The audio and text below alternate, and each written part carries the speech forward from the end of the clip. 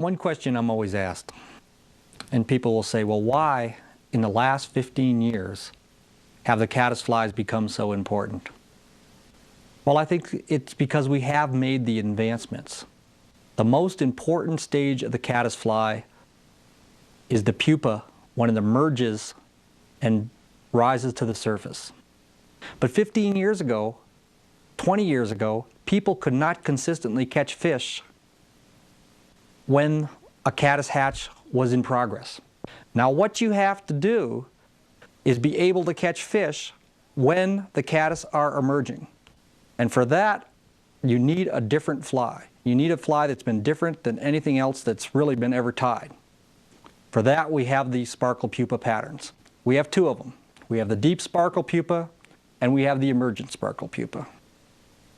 We went underwater and we watched the insects emerge. We saw that there were 2 points of hesitation. When the insect first comes out of the pupal shuck, it drifts for a few moments along the bottom. And then it inflates a gaseous, transparent sheath around its body, and it swims to the surface. And then it has to break out. We had to devise two patterns. We had to devise a deep pattern for when that insect first drifted along the bottom, and we had to devise an emergent pattern for when it struggled just under the surface film. And you know, we had the same problem that other theorists had had. We didn't have the material to do it. Not tinsel. Tinsel isn't a good imitation of sparkling reflective air. But then there was a type of rug yarn developed, and it was called antron yarn. And then it was made into a knitting yarn. And that was it. As soon as we saw it underwater, we knew it. We knew that was it. You can buy it. If you go looking for sparkle yarn, you're not going to find it anywhere. There's no such thing as sparkle yarn. That's a name that I made up and I happen to put in the book. There are various brand names. It's called Dazzle Air. You can get it at any general shopping center. Sparkle Air is another one. Puff, P-U-F-F, that's a third name. It comes in four-ply knitting yarn. To start this pattern, you split the plies of yarn. You pull them apart. Then you take a little comb. I like a mustache comb, simply because I have such a great mustache. And you go ahead and you comb it out. This pattern has to be sparse.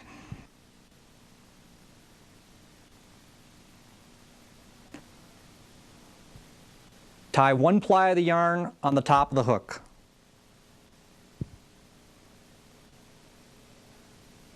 Comb out a second ply of yarn. Now what happens when you get into the smaller sizes, a size 16, a size 18, or even smaller? You can't use a whole ply of yarn. So then you have to pull a little bit off until you have it thin enough. Comb out the second ply. You want this one to eventually end up on the bottom of the hook. But don't try to get it under and get it perfect at first. Tie it into the top, and then just whip it under with your thread. Tie it back, and you now have the two plies of yarn, one on top, one on bottom. This is going to form a part of the fly called the overbody. Comb them out a bit more, and then just let them dangle. Let them stay there. You now are going to dub an underbody. Use your tacky wax. Pick up your dubbing. Now this dubbing is a mix. It's 1/2 sparkle yarn, 1/2 some type of fur. Usually I like an aquatic fur like mink or beaver. You just touch it to the thread and it's going to do something special. It just hangs right on there.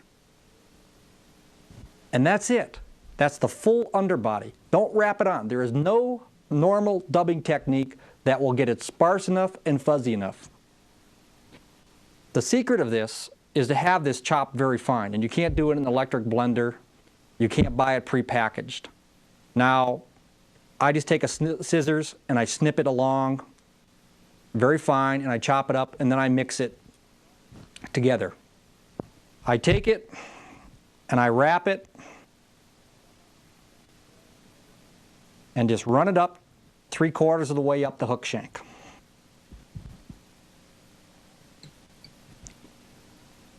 That's the underbody.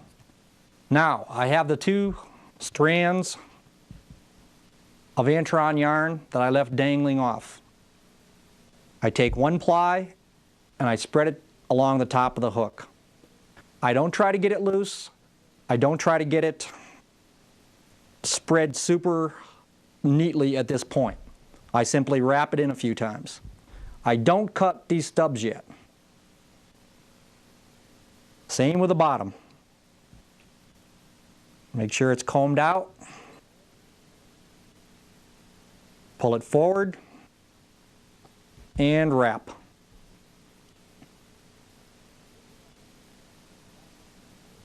At this point, I want this to be very loose and very sparse. I take my scissors or dubbing needle, I reach in and I pull this to get it loose. And I can also spread it and arrange it a little bit at this time. When you look at this fly, you can see through this overbody. And in the water, when it gets wet, it's going to be pretty much translucent and just add a little bit of sparkle and life to the pattern. You know, underwater, we could see so much of what was happening. We knew the fly worked. We could see fish accept or reject an imitation. The worst possible pattern you could have is a latex fly. And we tried them. We tried to devise new patterns using latex. But it's so unnatural, it's so hard. It may look like the insect when you're holding it in your hand. In the water, this looks like what the insect appears to the fish. Once you've loosened it, you can then wrap it tighter, trim it up a little bit. At this point, I like to half hitch the fly just to make a stronger pattern. You now add a few soft hackle fibers. Underneath is a throat.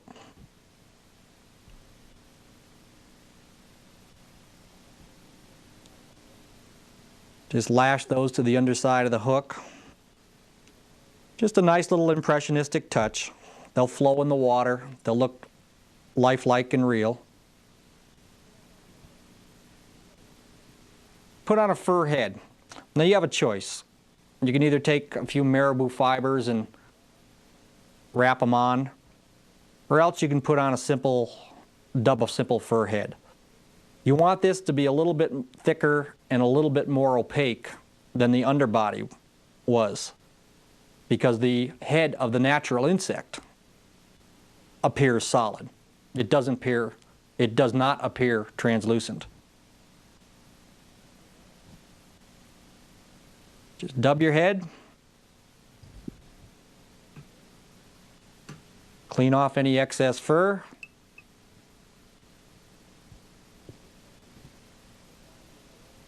You whip finish, snip off your thread.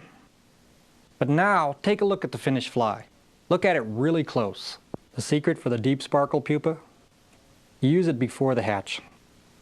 An hour, 2 hours, because there's fish that are feeding on the first strays that are coming out, and the deep pupa will catch fish.